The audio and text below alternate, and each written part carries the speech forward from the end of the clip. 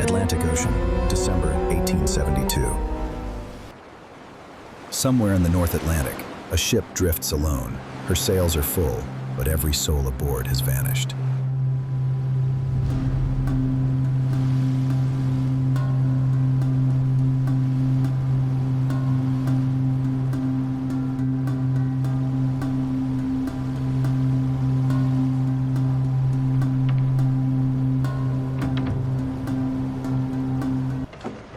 Before she became the world's most famous ghost ship, the Mary Celeste was simply another merchant vessel. For years, she sailed the Atlantic without incident, until one voyage changed maritime history forever. In 1872, command of the Mary Celeste belonged to Captain Benjamin Briggs, an experienced and respected New England sea captain known for his calm judgment and disciplined leadership. This voyage was different from the others. Joining Briggs were his wife, Sarah, and their 2-year-old daughter, Sophia, transforming a routine commercial voyage into a family journey across the Atlantic. Alongside them sailed 7 experienced crewmen, each accustomed to the unpredictable waters of the North Atlantic and confident in the vessel they served. Before the Mary Celeste sailed, over 1,700 barrels of industrial alcohol were carefully loaded, counted, documented, and secured. Ordinary cargo that would later fuel one of history's greatest maritime mysteries. On November 7, 1872, the Mary Celeste left New York Harbor for Genoa, Italy, just another merchant voyage across the Atlantic.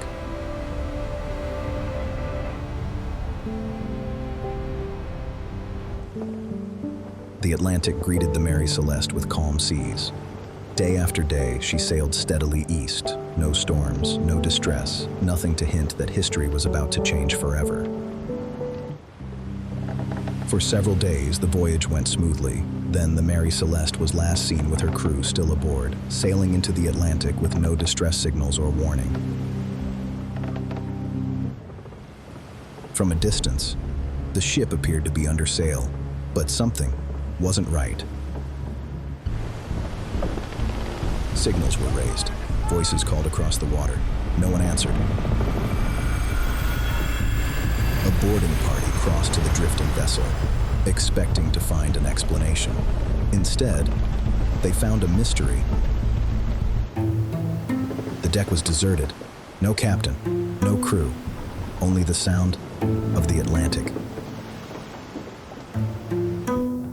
Cabin after cabin was searched. Every compartment, every corner. Still, no one. Meals remained. Personal belongings remained. The cargo remained. Only the people were missing. The captain's log ended. Without warning, without distress. Its final entry offered no explanation. One detail immediately stood out. The ship's lifeboat was missing. If the crew had abandoned the Mary Celeste, this was almost certainly how they had left. Several essential navigation instruments were also gone, including the ship's sextant and marine chronometer. Whoever left the vessel expected to continue navigating. The cargo remained exactly where it should have been. More than 1,700 barrels, still secured inside the hold. Nothing suggested theft. A small amount of water was found inside the ship, but nothing unusual for a vessel crossing the Atlantic. Certainly, not enough to sink her. Despite her condition, the Mary Celeste remained seaworthy, hull intact, sails still able to carry her on. Why abandon a ship that could still sail?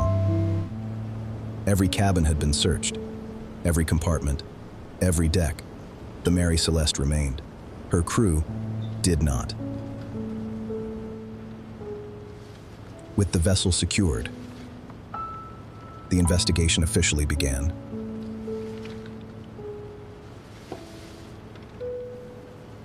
Clothing remained folded, personal possessions untouched, letters, books, family keepsakes.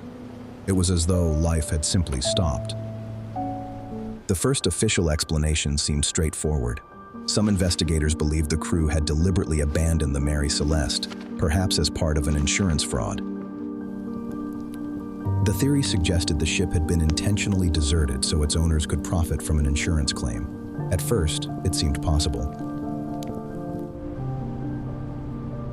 But the evidence told a different story. The valuable cargo remained untouched. Nothing stolen, nothing deliberately destroyed. Those who knew Captain Benjamin Briggs described him as disciplined, experienced, and deeply respected, not the kind of man expected to abandon his ship for personal gain. As investigators examined the facts, the insurance fraud theory became increasingly difficult to support. The accusation remained, the evidence did not. Captain Benjamin Briggs had spent a lifetime earning the respect of those who sailed beside him. He had brought his wife, Sarah, and their young daughter, Sophia, on what should have been an ordinary voyage. Those who knew him described a careful captain, disciplined, dependable, a man whose reputation had been earned one successful voyage at a time. Would such a man abandon a perfectly seaworthy ship, leaving behind his family? Modern researchers turned their attention to the cargo, more than 1,700 barrels, filled with industrial alcohol.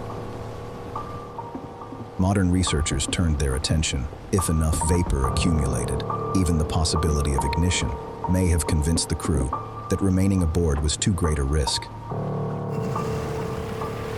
If Captain Briggs believed the cargo posed an immediate danger, ordering everyone into the lifeboat may have been the safest decision he could make. But if they intended to return, why was the Mary Celeste found alone? And where did the lifeboat go? The alcohol vapor theory remains one of the strongest, explaining why the crew may have abandoned a seaworthy ship, but not why they never returned. Did the lifeboat go? Another possibility focused on the Atlantic itself. Could changing weather or rising seas have forced the crew to abandon their ship? Some researchers believe worsening conditions may have convinced Captain Briggs that remaining aboard was no longer safe. If the lifeboat was launched, the crew may have expected to return within minutes. But the Atlantic rarely forgives small mistakes. A drifting ship can disappear faster than anyone can follow. The weather theory explains how the crew may have become separated from the Mary Celeste, but like every explanation, it leaves unanswered questions.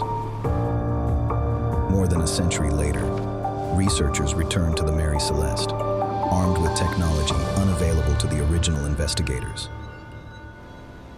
Computer modeling recreated the ship, its cargo, and the conditions she may have encountered.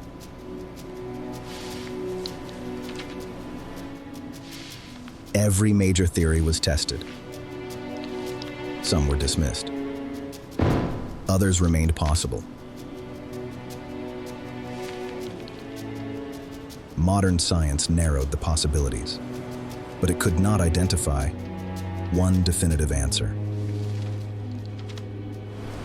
The Mary Celeste remains one of history's greatest maritime mysteries, not because there are no explanations, but because none explain every piece of the evidence. The Mary Celeste remained seaworthy.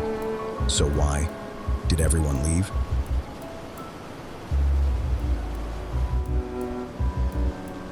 Food remained.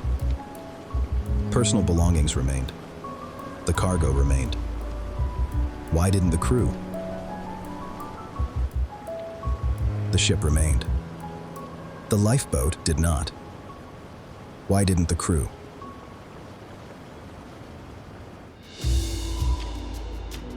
If they left the ship, where did they go? And why was nothing ever found? Why didn't the crew? More than 150 years later, the questions remain. The Atlantic has never answered them. The investigators left. The Atlantic remained.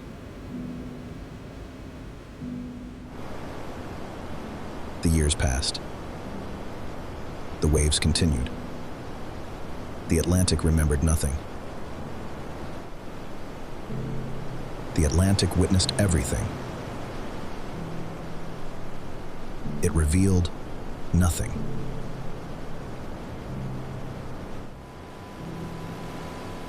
The Mary Celeste was found. Her people never were.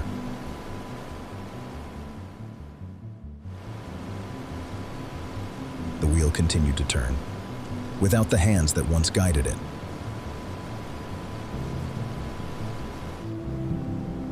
The captain's chair remained empty, waiting for someone who would never return.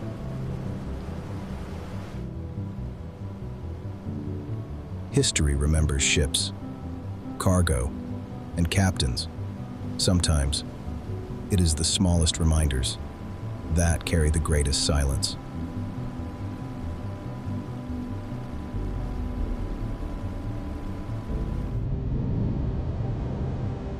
The Atlantic witnessed everything. It revealed nothing.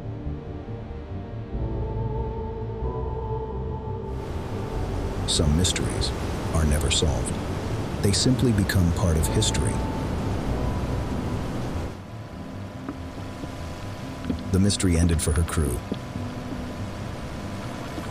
but not for the ship. For more than a decade, the Mary Celeste continued sailing the world's oceans.